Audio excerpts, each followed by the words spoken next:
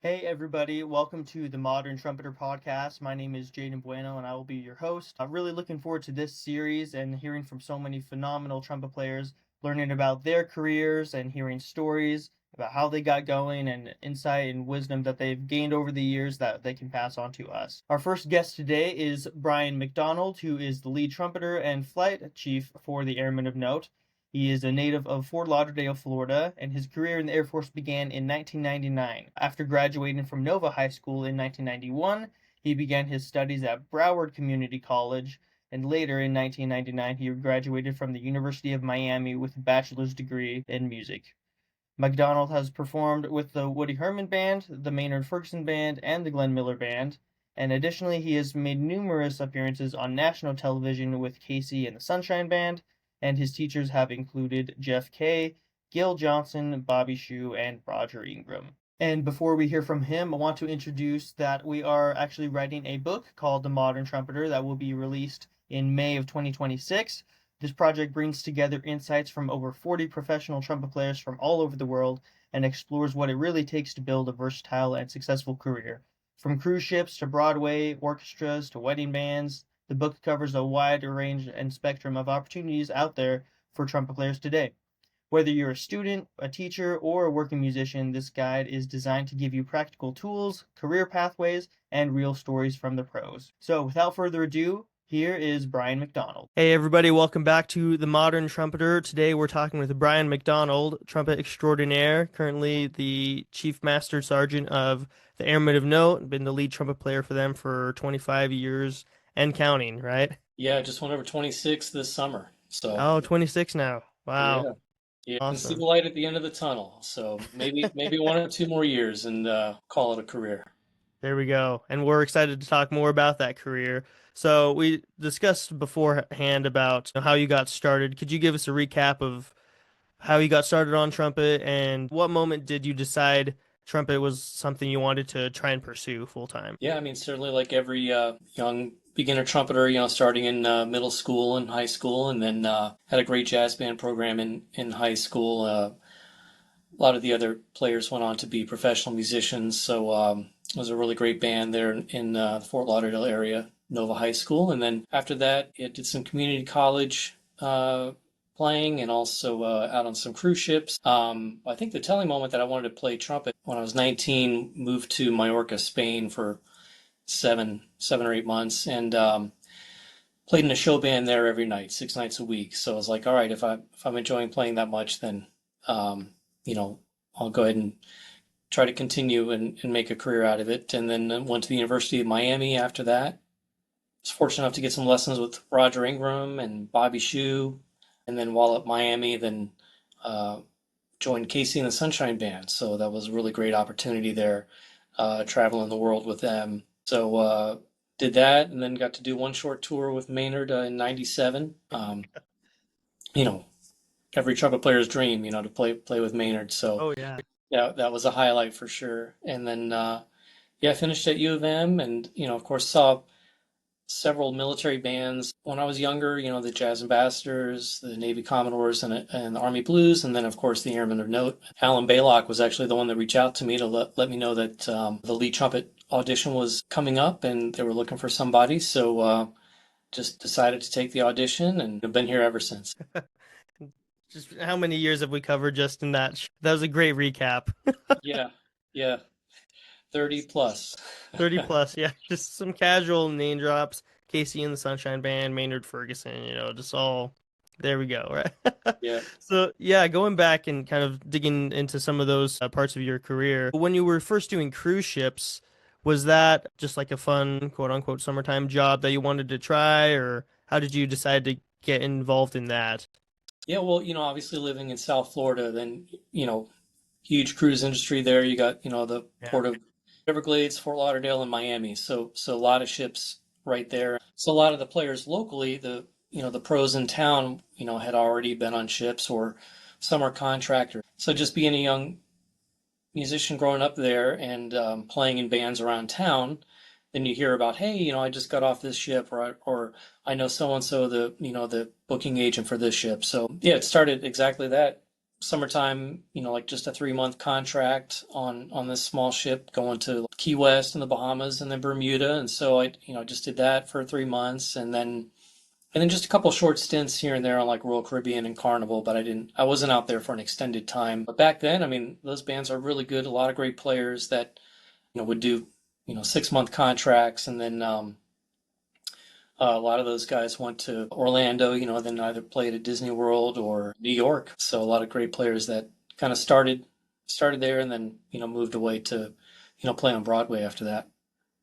What's the age range of a cruise ship musician typical? It sounds like from people I've talked to, it's kind of a younger musician's gig or Yeah. game as opposed to a steady job. What's your outlook on that? I mean, it's certainly a great opportunity for a young growing musician to go out there and play different shows, different environments. You got to be able to play some jazz and maybe some lead as well. And some of the bigger ships will have acts. Back then, there were acts that would come on. Like Ben Vereen came on the ship, and so played Ben Vereen's show. So that was really fun. I don't know how many are still doing that to this day. There were some older musicians that are out there. Some people love it and become like a band leader. Then you'll get your own cabin and more money, and so I'm Yeah. sure it's probably hard to pull away at that point. But or maybe you're retired. Maybe that's something I might do in retirement. Like, okay, well, if they need a sub, maybe I'll just go out for a couple weeks. I don't see myself doing like a 6 month contract in retirement, but here and there it might be fun to go back out there. It's a good opportunity and to meet other musicians and see the world for free. So Yeah, definitely. So I guess you only did it a few times, but were you primarily in the Caribbean yeah. then? Mhm. Okay. Yeah, I've heard of players who, yeah, they'll ship you off to Asia and then you're over there for 3 months and you just hang out, see the world, all the Well, and then I cool talked to I, places. I can't remember who exactly it was, but some there was one band some people had gone out back in 2020, and then they were either like stuck on the ship for months that they couldn't get off, Oh, or yeah. couldn't get paid. But they were definitely once COVID hit, that was a tough time for musicians on a cruise ship, either stuck at sea or Yeah. then, now you don't have a gig because there are no cruises, for an extended time. So, Jeez. Yeah. That'd be quite the story. yeah. Being stuck on the ship. Would you say that your time on the cruise ship really helped propel you musically forward, even though it might not have been the defining moment where you wanted to do music, Yeah, say? I mean, it certainly definitely it had a growth aspect to it, in learning tunes and like I said, playing in the larger group, and then, you play the cocktail set and just a trio setting. But for the most part, I mean, you'd have time to practice for sure because, you're just playing at night, so you have the days free. Mhm. So, if you use the time wisely and shed during the day, then you could definitely have some musical growth while you're there. But I wouldn't say like it's a musical learning environment necessarily. Sure. Yeah, more of an experience environment. So at this point, were you studying music at the community college or were you looking at doing something else? You were, okay. Yeah, yeah. I'd started the music program there in Broward Community College, and then jumped out on the ship, and then came back to college there. Like I said, when I was 19, just left the school and went to Spain for 7, 8 months, and then came back. And then, so after about 2.5 years at community college, that's when I met Roger Ingram and took some lessons with him. And then that spring auditioned, down at University of Miami and started in the fall of '95, I think. So with this show band in Spain, how did that opportunity come up? That's I think as young players, they're always like, that's so cool. How did you get that? Yeah. I want to do that and stuff is, and obviously there's, it's a lot of you're playing and and who and stuff. But for you, how did this opportunity come up? That was definitely all of who you know. A high school friend of mine, Ashley Hall, he's actually the road manager out with Glenn Miller right now. Oh best wow. man at my wedding, so known him a long time, a great trumpet player. So he had done the show the year before, and again, a lot of these shows are contracted from, players in South Florida. South Florida had a really great, music scene. And so this dinner theater in Spain, had this drummer who was the contractor, and then Ashley's like, "Hey, do you want to do this gig in Spain?" And so I just went, kind of played some for the contractor, and then got hired to go over there. So that was a great opportunity. I was definitely really young and green and did not have a lot of experience, so that was nice of the guys to put up with me, in my formative years. So, Yeah. but it was a lot of fun. It was like 2,000 people a night, and it was a magic show and dancers, and it was a really great show. So Wow. and there was a tiger. So every time you have to go get on the stage, you have to walk like maybe 6 feet in front of this fully grown tiger. It's just on the back of a Jeep with like kind of like a chain on its neck, but he's looking at you like if this chain lets loose, like you're dinner. And so you would just kind of like walk by, but like wouldn't really look at the tiger in its eyes.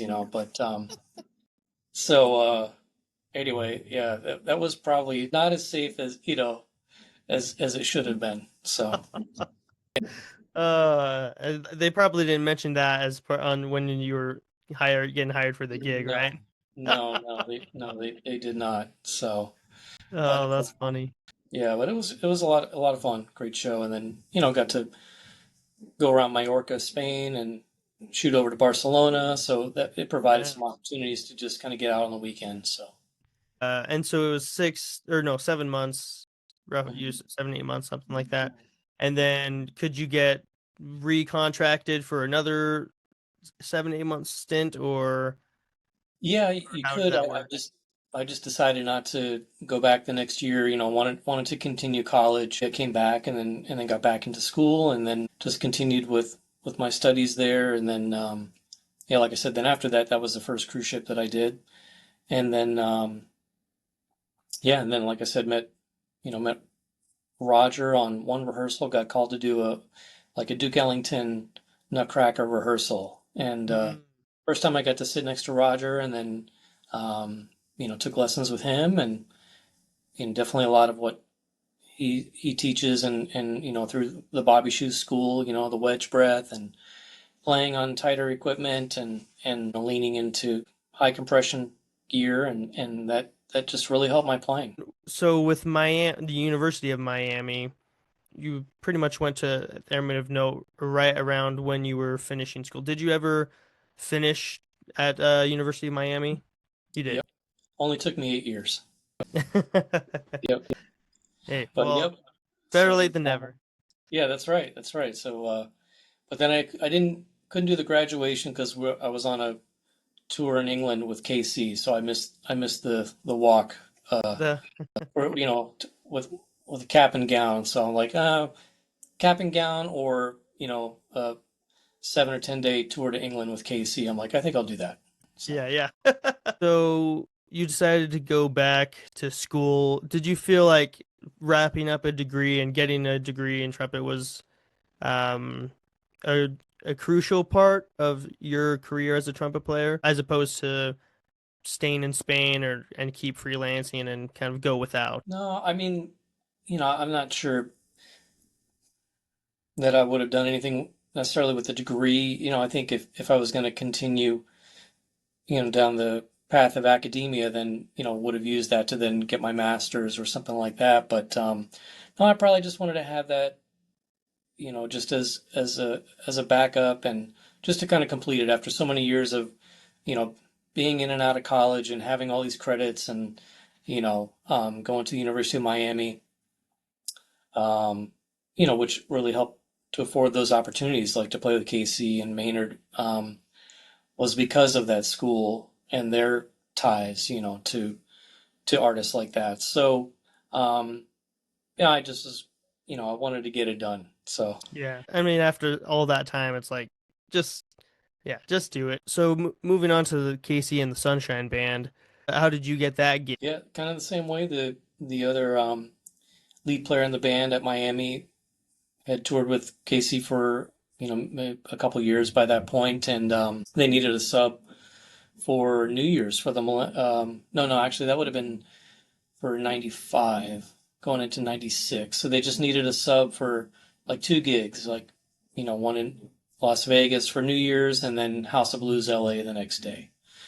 And Okay. so, yeah, just did those two gigs. And then shortly after that, yeah, there was just kind of a turnover in the horn section and ended up, being hired, to play with them full time. And so, yeah, just balanced, KC and school. So, you Yeah. know, I finished, but yeah, again, even from that point, from 95 to 99, I would just kind of take the minimum classes. I just kind of Yeah. stretched out those 4 years, even though I'd already had some community college, because we were in and out of town all the time. So Yeah.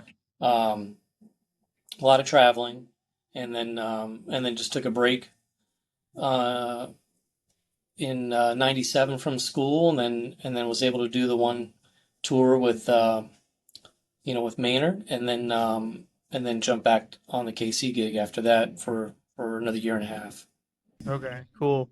So it sounds like, for these bands like Casey and the Sunshine Band and, maybe throwing out other examples, Tower of Power, Big Bad Voodoo Daddy, Beyonce, Gloria Gaynor, all these artists, there's not really an audition, it sounds like. It's more of the person who's in there has connections and then they refer and It's then definitely a big amount of who you know. If you're playing in a particular scene, and there's kind of pockets of professionals around the country, in Miami, certainly New York and Nashville and LA, so depending on where these artists are, recording, if they're doing a recording project in Nashville, then the top Nashville people are going to get called, and if they need someone else, then all right, well, who have they also been playing with in town, or right. like if you're going to Vanderbilt in Nashville,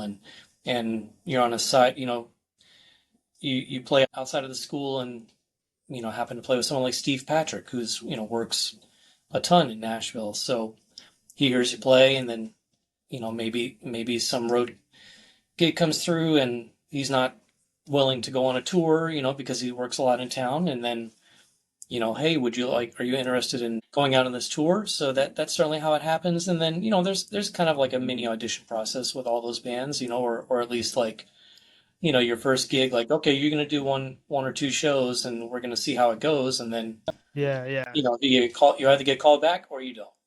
Yeah, exactly. So, yeah, so that makes sense. The first screening process is we could call it is who you know, and then they give you a shot, and then you got to show up and be ready to Yeah, do your absolute best for those couple gigs, and that is the audition, is the gig. That's what it sounds like.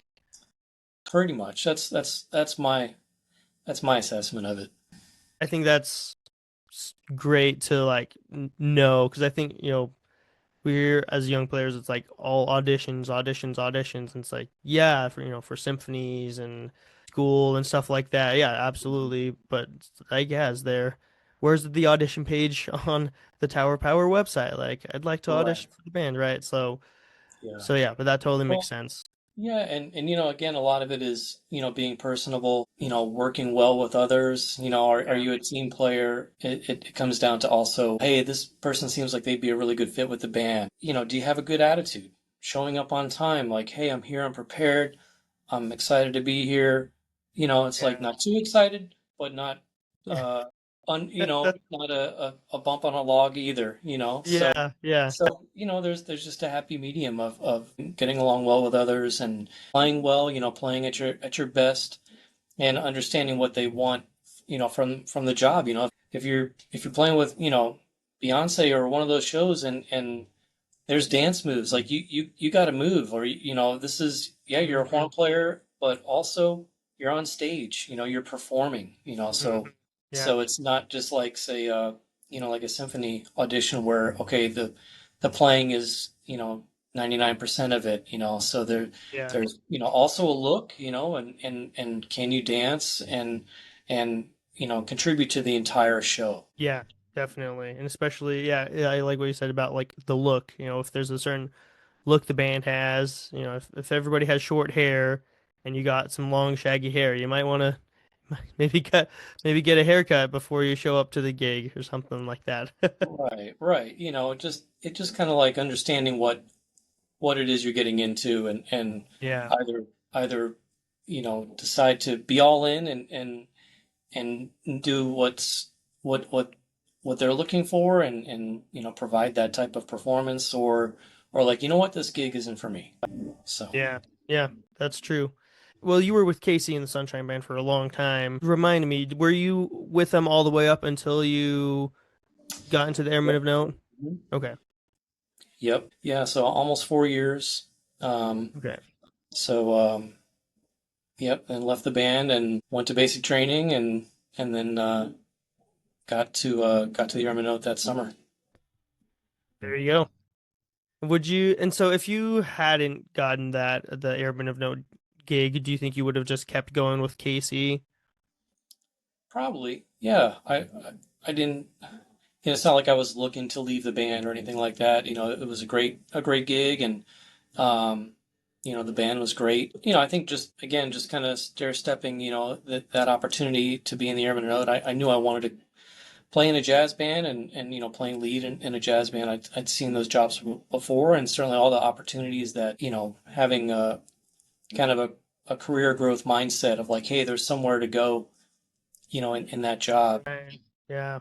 Um, but yeah, who's to say where, if I hadn't taken that audition, where I'd be today, still there, or another military band audition.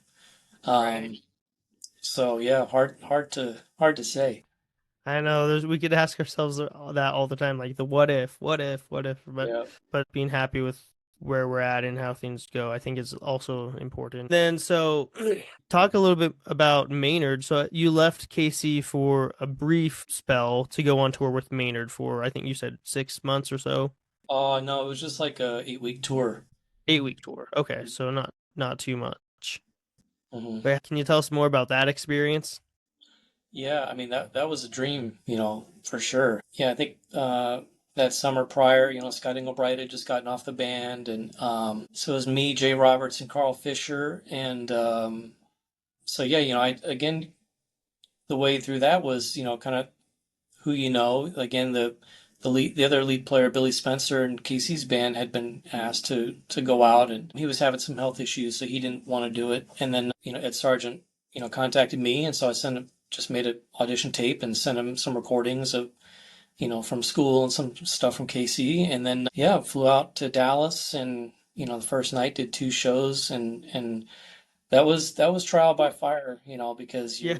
you're basically, the lead player is also like Maynard's backup. So like, you're playing the Mm, lead parts, but you also need to be prepared to play all the high notes that usually Maynard would play. So, maybe I think he had some dental work or something right before that tour, and so, for him, I mean, obviously he sounds great anytime. It didn't matter.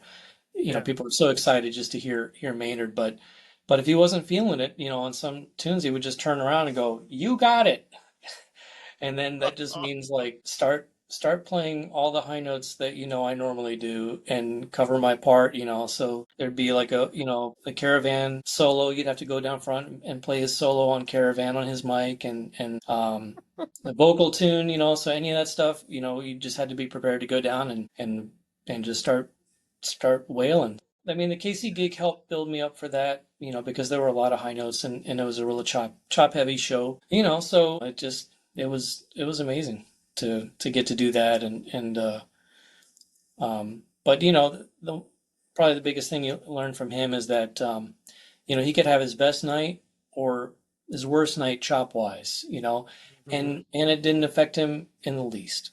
Like, great Uh, night, great. Like, it's not working, great. Like, life's good. It didn't it wasn't gonna bother him at all. So he just yeah. had a great spirit about him. Yeah, I think I learned about him a couple years after he passed away. But he was like probably the first and biggest inspiration for me to start really getting into the trumpet. And I had my dad had played, and I'd seen him play in mariachi bands when I was younger and stuff. Then he showed me like a Maynard Ferguson CD. I think it was Chameleon, that album. He like showed me, and I was like, "Whoa!" Like Mhm. the trumpet can't do that. No Right, way.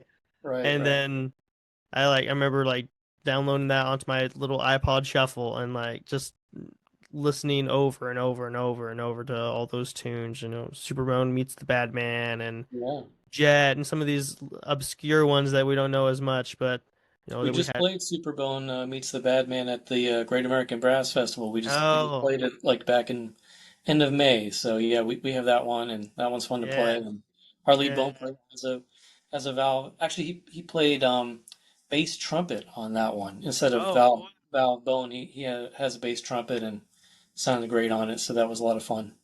wow. That's super cool. I remember just those, it was so inspiring, and I was like, I'm gonna go play that, and you could hardly play a high C. I'm trying to play an octave above that, and like, obviously it's not working, but I really started to put in like time onto the trumpet to like try and learn how to do stuff like that, and that's what really like got me going. So I was always Mhm. bummed I couldn't see him live, but I heard it was incredible Oh yeah, always, and just of course, yeah, listen to studio recordings and live recordings. It's like, man, I don't know how do you do that? That's so it was yeah.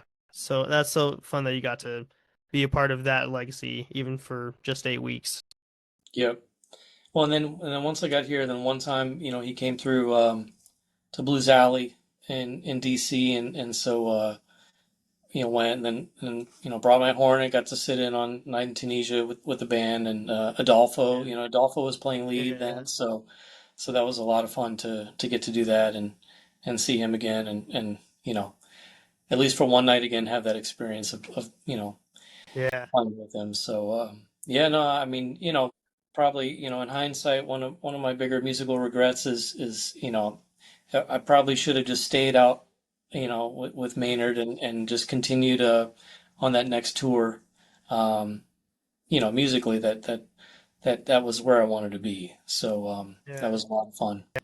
Yeah, well, it's hard when you have a nice steady gig. I'm sure Casey probably paid more than Maynard. It did, yeah.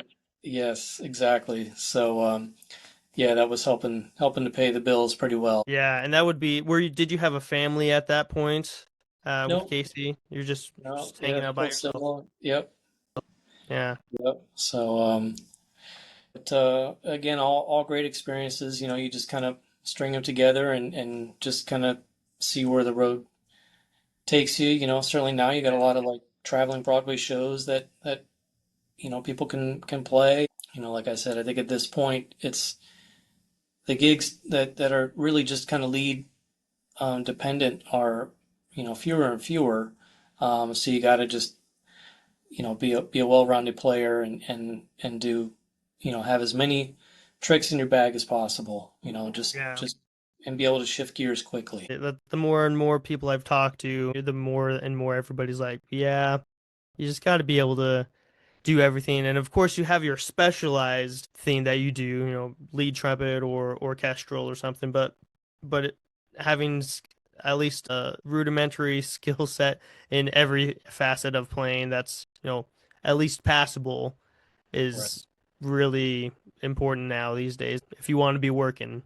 Sure. You're of course in like a somewhat unique position being in one of the premier bands in the Airmen of Note. Do you find that it's your job is, and obviously you're one of the admin and leaders right now, but from a playing perspective, do you solo much, or is it pretty much only the lead parts? I mean, for the most part, yeah. Now that Kevin Burns retired, it's me and Fareed Simpson Hankins that we split up the lead parts, and we went to Florida and I played a feature, and so I did get to play some jazz on that, so that was fun. But for the most part, I don't do a lot of soloing in the band just because you know, I'd rather have that space, that opportunity, go to the younger folks in the band and Hmm. let them, because that fills their bucket. So, Right. um, so yeah, there's a lot of space, for them to do that. But here and there. I'll do it. But it doesn't necessarily fill my bucket as far as, you know, um, playing a lot of jazz solos. So So tell us a little bit more about how you talked to Alan Baylock about the band, and he told you, you should come audition. What was that process like? And kind of give us a little bit of an overview of, and yeah, maybe highlights of your career with Airmen of Note thus far. sure, yeah. So I mean, back then, you just walk into the room and the airman knows just all sitting right there, and you just basically stand up and it was all sight reading, just like, all right, here's the first chart, and basically like if you had just shown up on a gig, like, okay, play this, now play this, and just to see how much stamina you had, and different in certainly musical variety of charts. First thing was like a Mike Crotty chart, real fast on all the things you are, and then probably jump to a bassy tune, and then maybe a Glenn Miller chart, and then a Latin. So you have to just switch gears really quickly. Every excerpt has been planned and thought of. Like, hey, we're looking for this.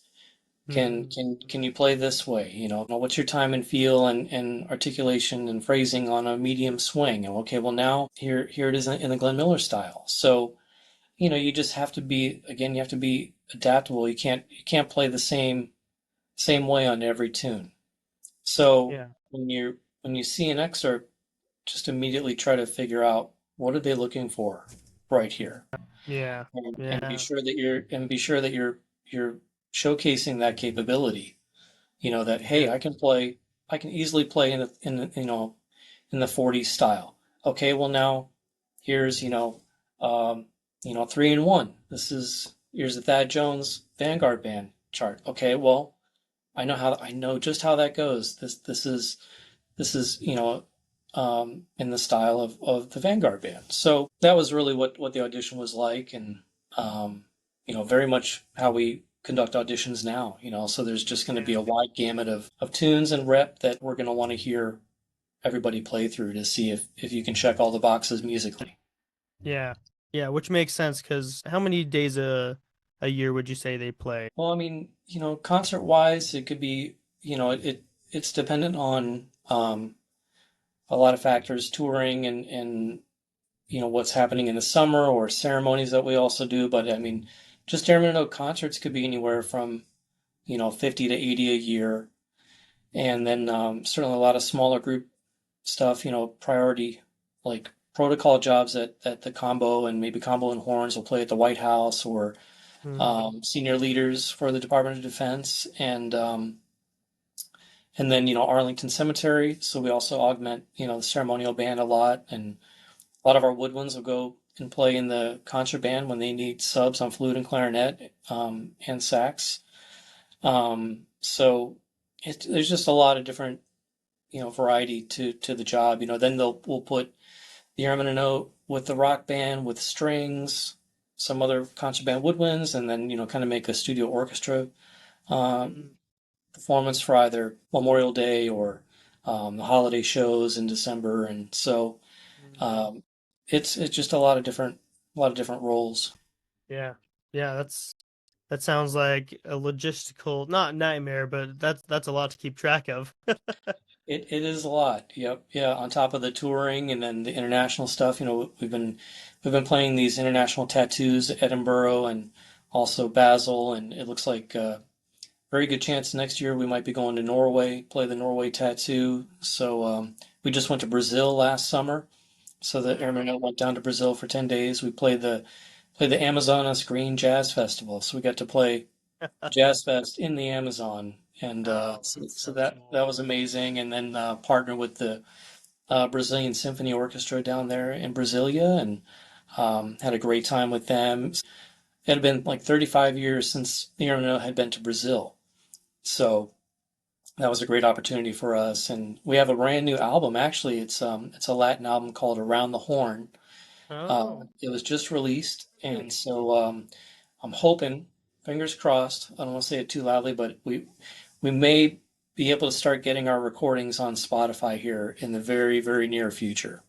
So okay. I was just about to look, but it's still coming out? Yeah, it's not up just yet, but we'll have an announcement on our Facebook and social media pages when when that gets on there, and then we'll start with the newest album. I mean, I've album wise since I've been in, I've probably been on, I don't know, at least 20 recordings with the band, Yeah. just an album wise. And then we have this really cool series called the Jazz Heritage Series, where we Yeah. record an album, with guest artists every year. And so that's been at least 15 years now of recordings. So we'll try to get those on there as well. So hopefully in the Yeah. next year or two, you'll start seeing a really long list of recordings getting onto Spotify that everybody can hear. So Yeah, that would be awesome. There's one album that I forget if it was part of the Heritage series, but it's called Openers. oh And yeah, I think that's like one of my favorite big band albums is just like because it's wide, but it's like these high energy tunes and just like and it's all live and raw. I'm like, man, that's when I'm like I'm in the mood for that. I'm like, yeah, it's just woo. yeah, yeah. I would not want to play that entire CD like for an entire concert. That would be painful. Yeah, that I was gonna say That's like like it's like that's the opening tune of like all of the Jazz Heritage, recordings. So yeah, oh, is it? we'd have like a high, fast, and loud tune, starting Yeah. out of the gate. So then we are like, well, let's just put each one of them on one CD. So Yeah. Yeah. And that hence the term openers. Yeah, that was right. great. I think one of my favorite moments is I think the tune I Love You Madly. Mhm. And building up at the end and just like everybody comes in and you come out I think on a high G or A flat or something like that. And it's Yeah. just so clean. I'm like, man, I'll show some kids and they're just like it's just because it's just a wall of sound that just hits you and it's just precise and everything. And I'm like, yeah, that's the level of playing that these guys can play at. And they're like, I got to practice. I'm like, yeah, it's Yeah. inspiring That's for definitely so many. I appreciate that. Yeah, it's yeah, that's a fun chart, and yeah, certainly another great one by Alan Baylock. So it's a chore, and a lot of work to Yeah. to play at that level all the time. So when I leave, I'm sure the audition, I'm not going to want to have to play my own audition, but they might have to they might put me through the ringer first. Like, well, we'll see if Brian can play all this crazy stuff first. So Yeah. So yeah, maybe could you speak to that a little bit about, you're playing at such a high level all the time. I mean, you're all these concerts. Of course, you have a split lead player, which is nice, but yeah, like you said, it's a lot. Like the Soli at Cloudburst, mhm. is that's a tough one. Like, Yeah. and it sounds so great. Or Jazz Crime, some of these tunes that are Mhm. that are out and people can go listen to is like that's some tricky stuff. Like, and to be that accurate and be that dialed in. Like, what do you do to help your mental side or your chops or all that stuff? How do you prepare to play a chart like that? Yeah, I mean, honestly, I just, you just start it slow and you just work it up. And again, I try not to fall in love with my own sound. I'm not gonna Mhm. like overblow, and I just try to play it, efficiently. And, and again, it's kind of like, I don't have the mindset of like, okay, well, I'm the lead player, so I've got to play this part louder than everyone else. If anything, I do the opposite, and Mhm. I get back, pull back in my sound and just try to blend in the section and just have everyone, we just try to sound like one, kind of like that Cherokee, maybe you've seen that Cherokee video, Yeah. the Soli that we do. I'm just not playing loud. I'm just trying to execute and lay for the peak moments. It's all chop management and if you have to ghost some, you do that, or alternate fingerings, like whatever it takes to just kind of like make it playable. Yeah. So I know it sounds really impressive, but for the most part, those lay fairly well on the horn, and for the ones that don't, then you either are ghosting or alternate fingerings, and then the saxes are picking up every single note. Yeah. Yeah. So or like that, I love being here with you, line that it sounds like I'm playing eighth note triplets all the way to the double C, but I'm just kind of gliding across the band. They're playing all the notes, and I'm just doing a gliss from a B on top of the staff up to a double C, and I just put 1 and 3 down and just go. But Yeah. it sounds, since everyone else is playing distinctly the notes, it sounds like I'm doing that too. But there's no reason for me to use the vowels and try to, play up and down every single note when it's just the effect and the phrase that you're going for. But it sounds like, oh man, he played every single note, but it's really it's smoke and mirrors. Yeah. Yeah, that's what we're all trying to find is those smoke and mirrors to help the show, right? Yeah, exactly. And so once you have that stuff dialed in, you have those parts, how do you get the consistency, that you're doing it so much. How do you keep that consistency? Do you have like any mental stuff that you just like you prepare for your gig? And some people have stuff where they either meditate or relax, or they need a quiet moment, or some people don't play anything above the staff, or some people play only above the staff and that's how they get ready. What's your approach to prepping for gigs and being able to still do that stuff when the gig Yeah. comes? I mean, for me, I just try not to overthink it. I don't know. I probably don't think about it too much. If I did, then it would freak me out. But otherwise, it's like, okay, well, we're gonna play this now, and I think just over the years of just playing a lot of really hard rep and stuff, you know you you just find a way, through the individual practice and then the rehearsal, and then again, I'm just smart about, if I need to take 4 bars off, if something crazy is written, well, then I'm going to find a way to make it playable for me. So if I need to tacit these 4 bars, hey, look, here, this is unison here, or I don't really need to play this is already in Farid's part. Well, I'm going to tacit and then lay for this, or right after, and if I need to move stuff, then again, you're just doing what it takes to get the job done. So, Yeah. I'm not going to just be so um, one-sided where, like I said, I've got to play every single note. I'm going to play, I'm just going to be smart about it. And that really goes a long way. And just not playing, not overblowing or playing too loud in the mid to high register. A lot of people will just kind of play really loud, like a G on top of the staff to high E. It's like right in that, money zone for the trumpet. And so I just never play above like 60% in that range. You Mhm. just get a projecting sound, cut through the band, and that's it. I'm not going to lean farther on my chops, because if I do, it's only going to be about 2 or 3% louder out front, but it's going to be about 25% harder on my chops. Yeah. Yep. So again, it's just kind of like just being smart in your capabilities, and just slowly expanding that comfort zone.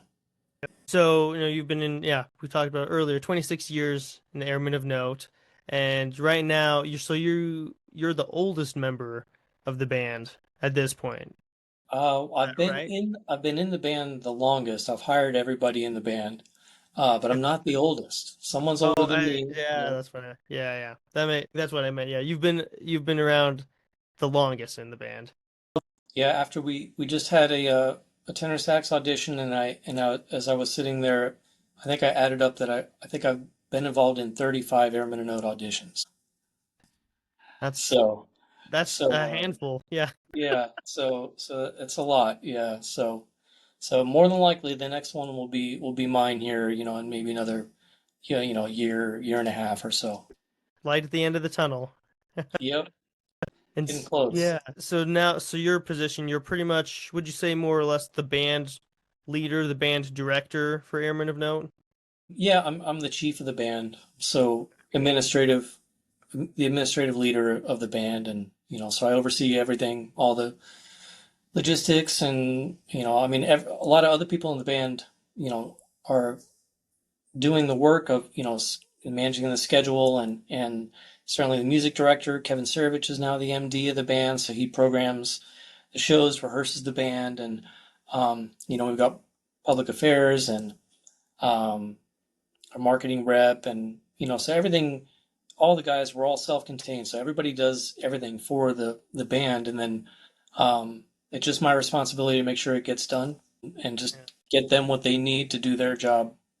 So it's just a balance of you know taking care of the team and also lobbying on behalf of the Airmen of Note, for more um, funding to do the albums and the projects that we want to do and that we're involved in, and the tours, and just all that administrative oversight. I think from other people and stuff that I've interviewed, you start out as an E6 when you're in the military, and then there's opportunity to grow beyond that. So your rank is chief, you're chief of the band. What E rank is that, if that's the right term? Um, E9, yeah, E9. E9. Okay. Mhm. And then, of course, I'm sure that comes, with more responsibility and probably more pay, more compensation. Mhm. So it's kind of, it sounds like almost like a corporate kind of structure within the government and within music specifically. So there's, for anybody who's around a long time, there's opportunity to progress and do more. Do you find that there's musicians who may have been in the band longer, maybe in some other groups that have been there longer, but declined the opportunity to advance within like this administrative area, and they just want to play? Yeah, I mean everyone has their own career path, and you can either choose to um, take these other opportunities that will help you towards being competitive for promotion. So the Air Force and probably the other DoD bands as well. So they value leadership. So the more opportunities that show leadership that you do, will reflect on your annual performance report. And so everyone's just expected to play at a high level all the time, and then um, these additional things that you do, either taking on bigger responsibilities in the band, or even outside the band, maybe around the bass, and stuff like that will help towards promotion. But and it's kind of an ebb and flow. You can ramp it up for a couple years, and then um, pull back. So some opportunities only come up a few times across the unit. So it's us, and obviously the concert band, and the ceremonial band, the strings and the singers. So it's we're all one self-contained unit. For here in DC, the Air Force Band. So yeah, it's really kind of like choose your own adventure. Yeah. If you don't want to take those opportunities, you don't have to.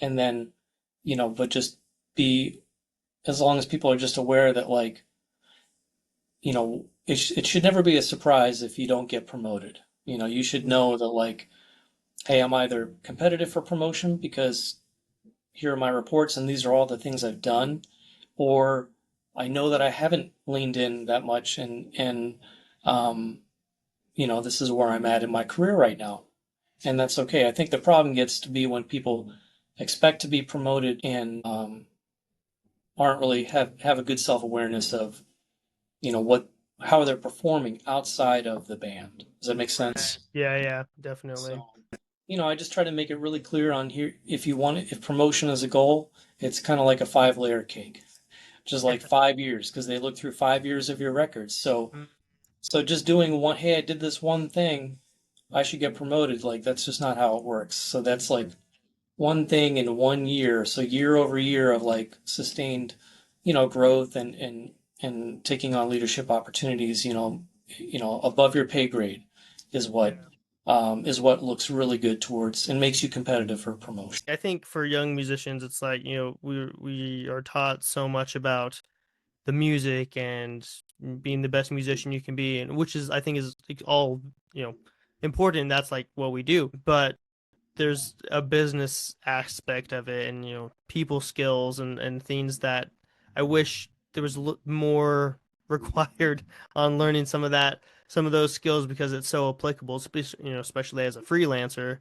But Mhm. it's, prevalent in all these other areas as well, and Sure. it's kind of a natural thing. So it's Yeah. something I'm a big fan of, is like, like learn some business skills, be able to sell yourself to your band or your group, to a bar owner or what, whatever the case might be, a contractor or whatever. But um, so that's really interesting that it's a lot of that too, even within the premier groups in the military.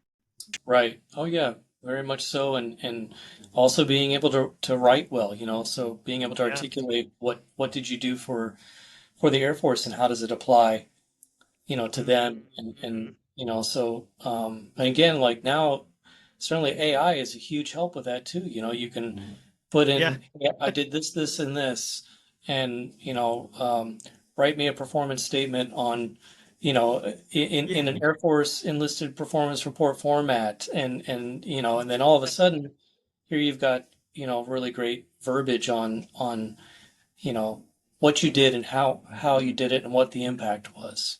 Yeah. So that's a big part of it, in the band, and um, certainly we want to just try to keep this opportunity alive for musicians and for a long time, and Yeah. this year is our 75th anniversary of the band, so it's really Wow.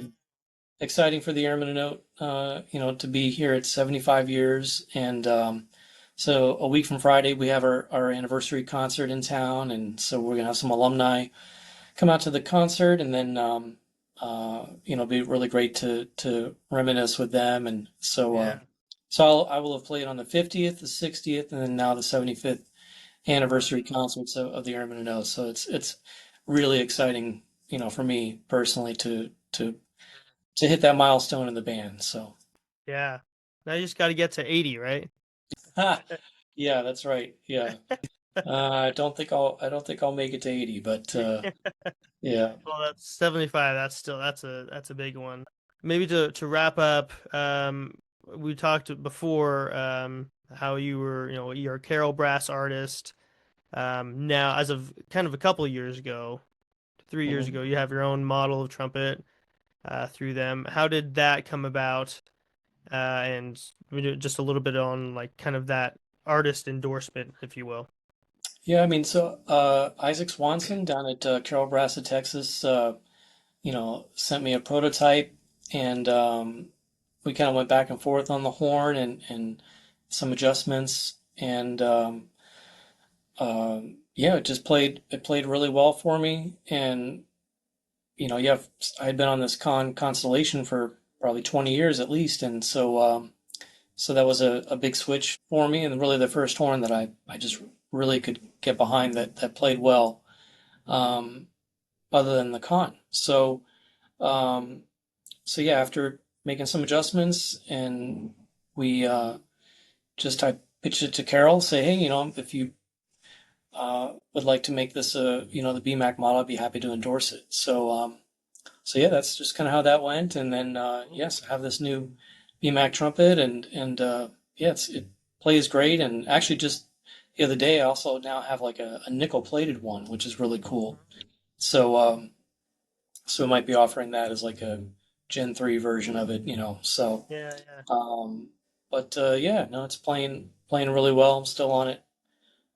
Are you pretty much on the that Carol Brass full time now? Yeah, yeah, I haven't played the con in a couple years.